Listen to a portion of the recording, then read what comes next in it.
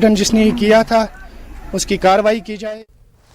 जिला गांधीनगर के बारूला कंगन के लोगों ने गांव के वार्ड नंबर 6 में सरपंच और पंच के पंचायत राज इदारे के फंड्स के गलत इस्तेमाल के खिलाफ खामोश एहतजाज किया। इस इलाके के लोगों का कहना है कि पंचों और सरपंचों को बार बार दरखास्त देने के बावजूद इमारत की तामीर नहीं हो सकी है। इलाके में हेल्थ सेंटर को जाने वाली सड़क के देरीना मुतालबे पर कोई तवज्जो नहीं दी गई।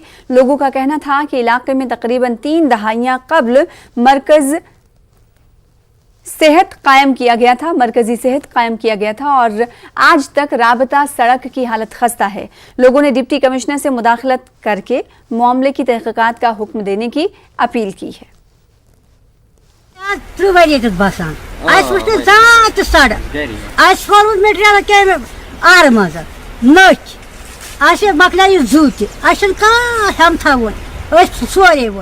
वन अगर साइंस बच्चे आराम कर गो तो ये सारी आगे बढ़ेंगे।